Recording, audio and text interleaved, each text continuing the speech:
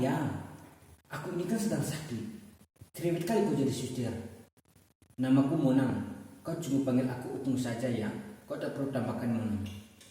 Hah? Apa? Sudah aku bilang. Catat aja Utung. Kau tak perlu tambahkan Monang. Itu nama KTP ku. Aku bisa kualat sama dukuku kalau tulis nama itu. Sudah ya. Kau periksa lah. Nah? Apa? Oh, soal itu. Jadi begini kronologisnya. Tadi malam itu aku tidurnya lebih awal dari biasanya. Agak kuranginya memang sih perutku sudah agak melilit. Tapi ya aku tidak khawatir, itu mudah diatasi. Cukup minum sebotol soda, aku tidurlah. Kira-kira lewat tengah malam aku terbangun. Aduh, suster, mataku berkenyut-kenyut laksana roda kereta yang lepas dari relnya. Sudah begitu, kepalaku ini seperti dipukul-pukul kerobosan. Sakit, berat sekali. Itu belum seberapa sudah leherku ini kaku seperti besi baja. Aku jadi heran. Ini sakit apa sih? Datang tak pernah kuundang, kalau ku tendang tak pergi pula dia. Suster, asal kau tahu, usiaku sekarang sudah menginjak 67 tahun. Jadi tak pernah sekalipun aku menginjak yang namanya rumah sakit. Jadi sama dokter pun aku tak kenal, apalagi kau cuma suster. Aku selalu sehat. Kau tahu, sejak usiaku menginjak 50 tahun dan memutuskan pensiun cepat dari pekerjaanku sebagai PNS, setiap hari aku berkeliling naik sepeda. Jangan kau tanya berapa jauhnya, yang jelas dari pagi buta sampai sore buta pula. Jadi kau ukur sajalah jauhnya. Aku mana sempat lah. Tiba-tiba ini sakit datang tidak tepat pada waktunya. Jadi aku belum bersiap, yang nyeruduk aja kamar tidur dan membedot mataku. Sudah, mataku ini berkenyut-kenyut karena terharu melihat perutku yang melilit begitu sudah. Sakit. Kemampuan aku yang punah. Harus hati-hati. Perutku ini sakit sekali.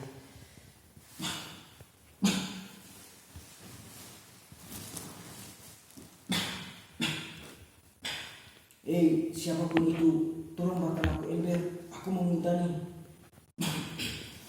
Ya. Suster, gimana kalau aku lapar sekarang?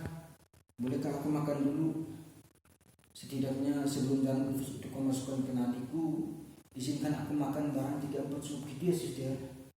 Memang sih kemarin sore aku lapar, tetapi kan tadi sudah keluar pagi. Jadi izinkan aku makan ya suster. Ngomong-ngomong, ini dokter di mana? Dokter. Jabatan di sini memang sekedar perawat, tetapi aku berkuasa penuh untuk menentukan nasibmu. Camkan itu. Mana mungkin kau bisa bayar di UGD ini? Masa ditanya nama aja tidak menahu? Padahal kau punya KTP kan? Aku belum tanya kau soal siapa yang menanggung nanti kalau engkau dirawat di sini.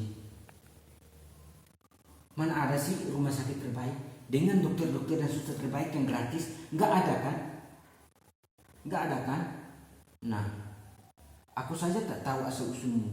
Tiba-tiba dengan tubuh penuh luka nyeruduk aja masuk UGD. Memangnya ini UGD mbahmu? Yang meskipun namanya unit gawat darurat, tetapi tempat ini juga punya prosedur untuk membantu. Prosedurnya yang pertama, aku harus tahu dong namamu siapa, dari mana asalmu, bagaimana pekerjaanmu, bagaimana kondisi ekonomi keluargamu, dan yang terakhir siapa yang menjamin perawatanmu di sini. Jadi prosedur tetap alias protap itu harus kau penuhi terlebih dahulu, barulah minta perawatan. Apa? Soal menolong orang itu soal lain. Ini rumah sakit bukan lembaga sosial. Ini jelas dalam akte pendiriannya sebagai lembaga bisnis. Ini siapa bilang tidak boleh cari untung dari orang sakit? Asal tak mendoakan orang sakit kan tetap halal.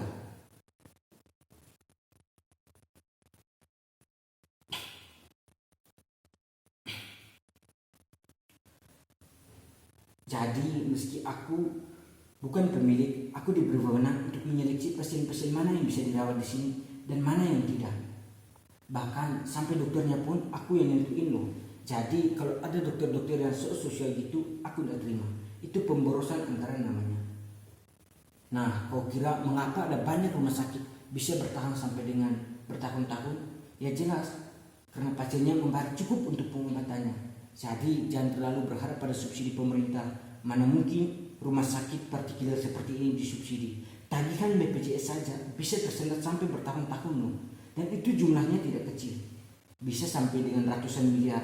Makanya pemilik memutus kerjasama dengan BPJS pada tahun pertamanya. Kalau aku sih buat apa juga melanjutkan sesuatu yang merugikan.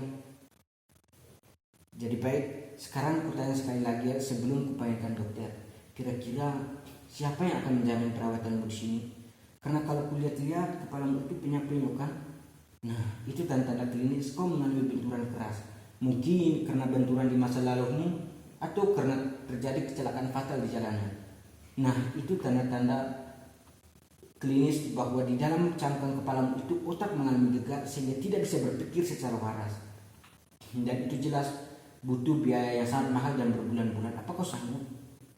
Ya kalau kau sanggup, aku akan beberkan kau takapan tindakan medisnya. Pertama, kau harus menjalani takapan MRI alias magnetic resonance imaging, di mana sebuah tindakan radiografi untuk mengetahui sel-sel pembuluh darah di dalam saraf-sarafmu itu. Dan kepalamu itu akan dimasukkan ke dalam sebuah terowongan yang sempit dengan resonansi suara yang memekakan telinga lo. Kira-kira akan berlangsung 30 menit itulah. Sanggup nggak sih? Kok diam aja dari tadi? Nggak sanggup kan? Aku pastikan kau nggak sanggup membayarnya. Nah itu saja, baru kaki, baru kepala. Aku perhatikan saat masuk UGD kemarin, kau menyeret kaki kananmu kan? Nah untuk memastikan kakimu sudah patah atau belum, itu juga perlu tindakan MRI atau setidaknya ronsen. Ya semuanya buat menentukan kakimu sudah remuk atau masih utuh. Nah ronsen saja itu sudah termasuk tindakan medis loh. Jadi kau juga dikenakan biaya setidaknya bisa mencapai 2 juta rupiah. Jadi untuk kepala dan kaki saja kau harus menyediakan uang 7 juta rupiah. 7 juta rupiah loh. Apa kau sanggup? Dan itu saja belum termasuk lutut. Jadi dari kepala, lutut sampai kaki itu satu kesatuan yang harus kau permak. Jika ingin menjadi manusia normal, gak sanggup kan? Dari penampilanmu kayak gini, aku sangat yakin kau bukan orang yang sanggup membayar biaya pengobatannya sendiri. Aku lupa lagi. Hitungan tadi itu belum termasuk tindakan medis lainnya loh. Misalnya, kau membutuhkan operasi bongkar kepala buat memperbaiki saraf-saraf yang bikin penyok-penyok tadi loh. Penyok tidak bisa diperbaiki dengan ketok magic, memangnya mobil tua. Dokter, suster, kepala saya kenapa bisa begini? Perasaan tadi sebelum saya masuk sini kepala saya masih utuh. Ini rumah sakit apa bengkel sih? Main ketok sembarangan aja. Suster, tolong saya memang kere, tetapi saya juga berhak mendapatkan perawatan yang lebih layak. Saya tahu kok yang jadi dokter itu orang gedean, karena katanya bayar kuliahnya mahal. Saya dan anak-anak saya sampai 7 turunan mungkin gak bakal ada yang jadi dokter. Kami kan cuma gelandangan yang tak punya keahlian sama sekali, mana mungkin bisa bayar kuliah di kedokteran. Suster, saya pastikan tidak mampu bayar biaya pengobatan di sini, dan saya juga tidak minta kok dibawa ke sini. Tetapi suster percaya tidak sama nasib? Saya di sini kena nasib loh suster. Benar-benar tidak tahu mengapa si sopir angkot itu bisa membawa saya ke sini. Padahal di dekat pintu kereta Sudimarak itu ada rumah sakit yang lebih ramah, yang cocok untuk golongan orang kere seperti saya ini.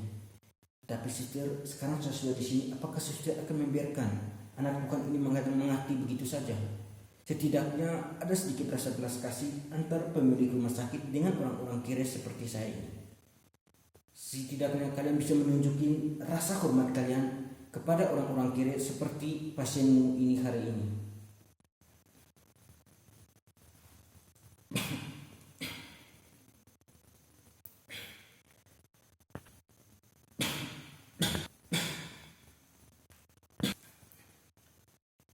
Kami memilih lebih baik saya mati di gubuk sendiri daripada saya harus mati di UGD mewah ini.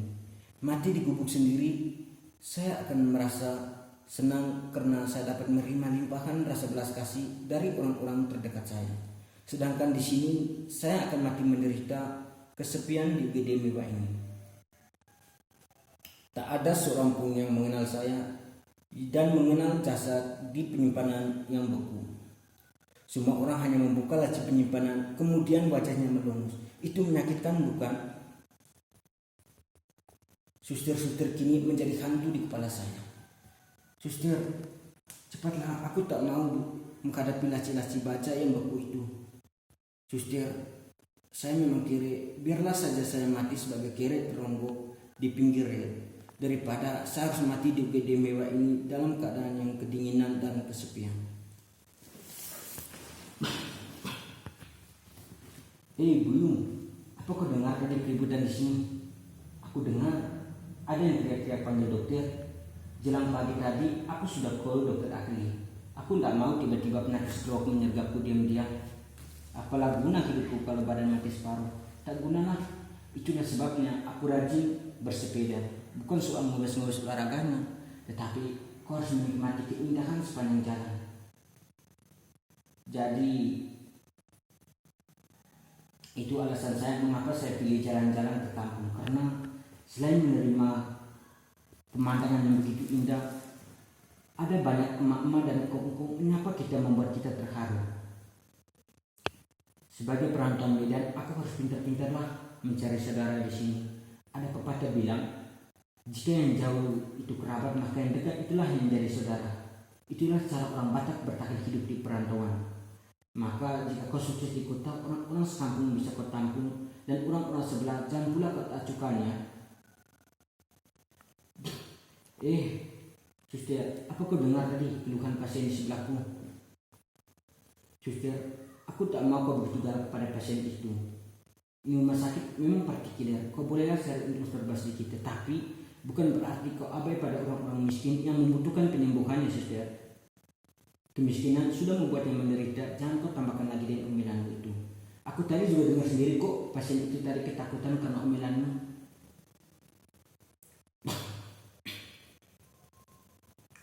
Suster, saya memang kere, tetapi saya masih bisa menunjukkan rasa belas kasihan kepada pasien untuk hari ini. Sakitku hari ini mungkin dengan-denganlah, cuma emakku yang kumat kembalikan. Biasalah sakit orang sibuk. Jadi meski aku sudah pensiun dari PNS, jangan kau kira kesibukanku berkurang ya. Aku berkeliling ekspedisi setiap hari, itu hanya caraku untuk memberikan kepercayaan kepada anak-anakku untuk mengurus perusahaan cargo. Perusahaan cargoku sekarang sudah berkelas dan besar internasional. Jadi sudah banyak pula lah keuntungan yang kutampungkan. Sudah hari ini sakitku ringan-ringan lah. Tetapi bukan tidak mungkin, lain waktu Tuhan kasih yang berat. Jadi semasa ringan inilah kita saling membantu. Suster, kau masukkan saja semua tanggungan biaya pasien itu ke dalam taikanku. Biar nanti diurus oleh anak-anakku kok. Apa sudah cukup? Pokoknya berapapun yang dia habiskan, asalkan dia bisa sembuh. Dan biaya pengobatannya masukkan saja ke tagihanku, dan aku yang mengurusnya. Apa kau dengar, suster? Tetapi kau harus perbaiki saraf-sarafnya serta kepalanya yang penyak-penyak tadi. Dan bilang sama dokter, tolong kerjakan dengan rapi. Apalagi ini menyangkut borongan. Apalagi ini menyangkut nyawa manusia, bukan sekedar mobil rongsokan.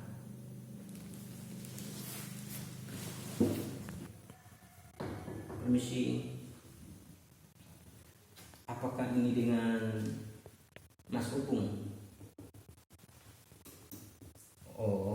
Perkenalkan, nama saya Raden Mas Kencono, direktur di rumah sakit ini.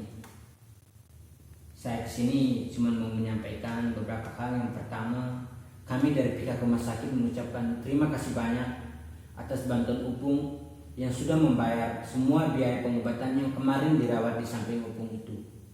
Tetapi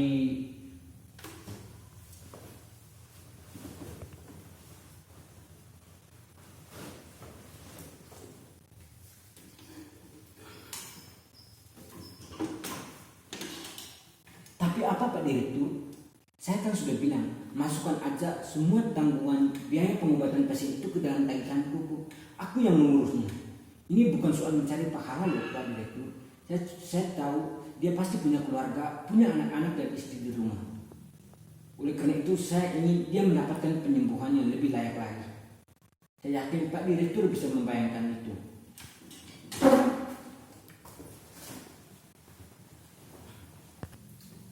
Iya, ya, aku mengerti kok Opung maksud kamu. Tetapi pasien yang kemarin dirawat di samping Opung itu sudah meninggal.